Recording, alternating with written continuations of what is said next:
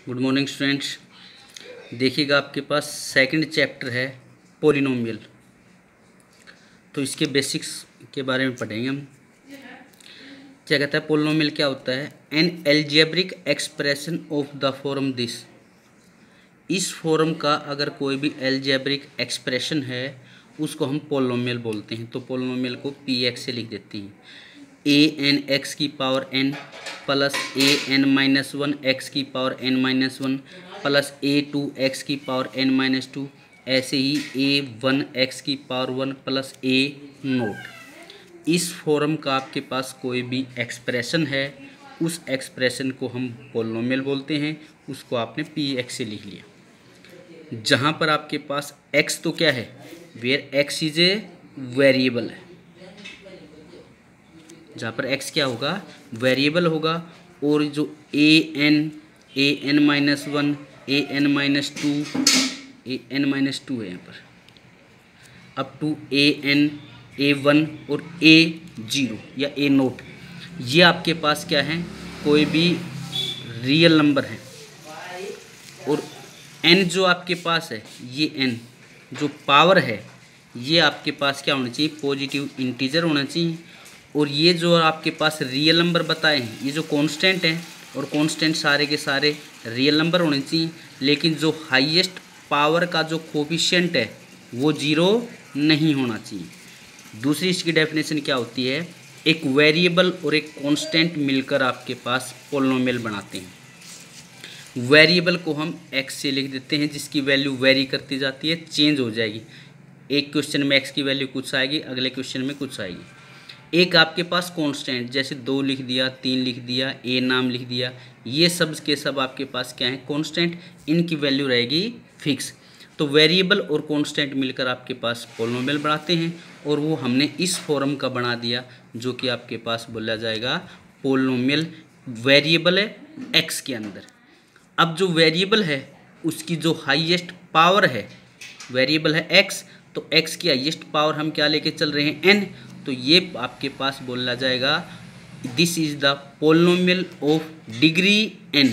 Highest power होती है जो वेरिएबल की, वो बोली जाती है डिग्री ऑफ द पॉलिनोमियल। अब हम टाइप्स ऑफ द पॉलिनोमियल पढ़ेंगे। अगर आपके पास एन की वैल्यू 0 ले लेते हैं तो एक्स की पावर 0 1 इंटू ये कांस्टेंट, मान लीजिए कांस्टेंट 2 था या 5 था, तो 5 इंटू 1 5 रह जाएगा। n की वैल्यू आपने 0 ले ली तो आगे n आपके पास क्या बन रहा है, माइनस का, 0 माइनस वन। तो x की वैल्यू नेगेटिव नहीं हो, x की जो पावर है वो कभी नेगेटिव नहीं हो सकती। जो पावर है वो आपके पास हमेशा पॉजिटिव इंटीजर होना चाहिए। ये आपके पास n के बारे में लिख रखा है। n का मतलब जो पावर है, जो वेरिएबल की पावर है, हाईएस्ट पावर वो n है। और जो हाईएस्ट पावर है वो कभी भी नेगेटिव नहीं हो सकती है। हाईएस्ट जो पावर है अगर वो 0 हो जाती है तो वो कांस्टेंट रह जाएगा। तो उस पॉलिनोमियल को हम बोल देते हैं कांस्टेंट पॉलिनोमियल। जैसे पी एक्स इक्वल टू 5 ले लिया, 0 ले लिया, 6 ले लिया, 10 ले लिया, 100 ले लिया, 50 ले लिया, ए लिख दिया। ये पी पॉलिनोमियल, और ये इस एक्स का मतलब इस वेरिएबल के अंदर है वो पॉलिनोमियल। अगर यहाँ पर एक्स है तो वेरिएबल एक्स ले लिया, अगर यहाँ पर वाई होता तो एक्स की जगह पे वाई वेरिएबल आ जाता। तो सबसे पहला आपके पास कांस्टेंट पॉलिनोमियल है। दूसरा है आपके पास लीनियर पॉलिनोमियल। तो कांस्टेंट पॉलिनोमियल के अंदर देखा आपके पास डिग्री कितनी है कांस्टेंट पॉलिनोमियल की, 0। जो x की जो पावर है, हाईएस्ट पावर n की वैल्यू 0 ले लेते हैं तो आपके पास कांस्टेंट पॉलिनोमियल हो जाएगा।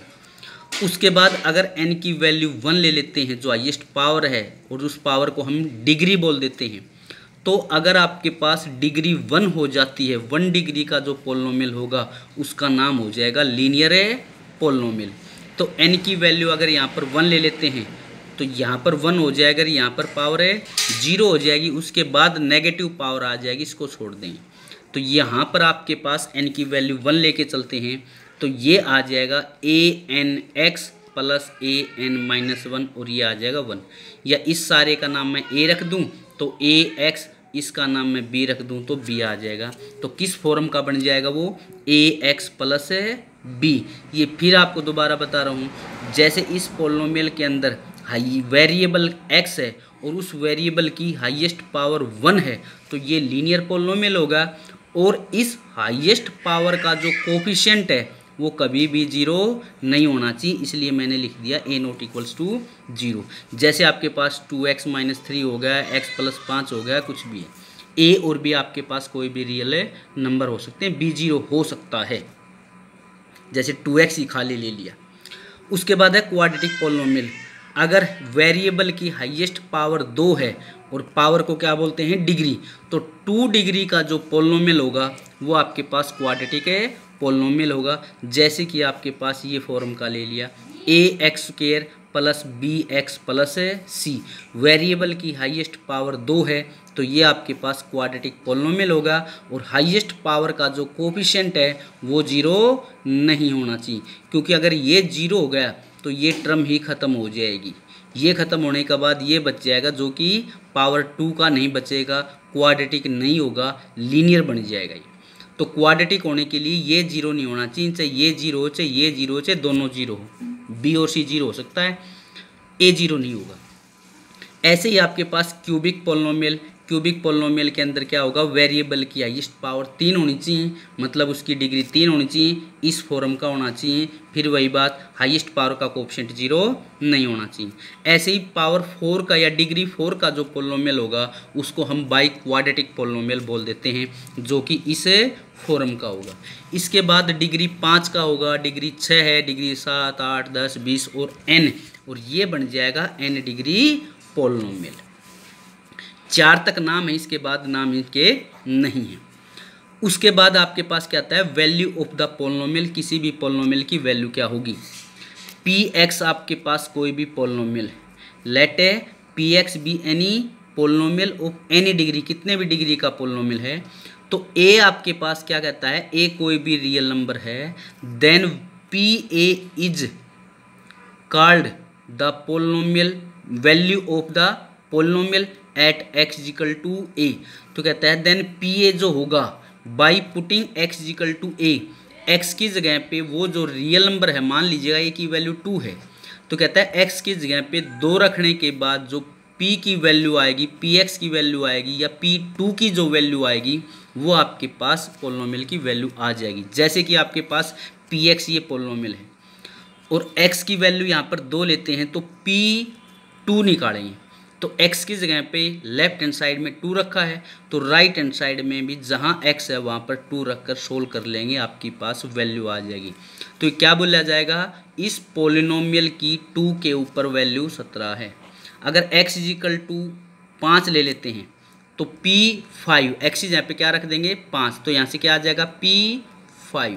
तो जहाँ कि यहाँ पर भी लेफ्ट हैंड साइड में x की जगह 5 रख दिया, तो राइट हैंड साइड में भी x की जगह पे 5 पुट कर देंगे, तो जो इसकी वैल्यू आएगी वो क्या बोला जाएगा, इस पोलिनोमियल की वैल्यू इतनी है 5 पे। जैसे ये क्या बोला गया था, पोलिनोमियल की वैल्यू 2 के ऊपर 17 आई है, ऐसे ही पोलिनोमियल की वैल्यू निकालेंगे 5 के ऊपर, तो x की जगह पे 5 रख देंगे। उसके बाद कहता है जीरो ऑफ द पोलिनोमियल, क्या कहता है, जैसे कि अगर x की जगह पे 2 रख दिया और ये वैल्यू 17 आ गई, ऐसे ही x की जगह पे 5 रखो वैल्यू आ जाएगी, -1 रखो वैल्यू आ जाएगी, 10 रखो वैल्यू आ जाएगी, 1/2 रखो वैल्यू आ जाएगी।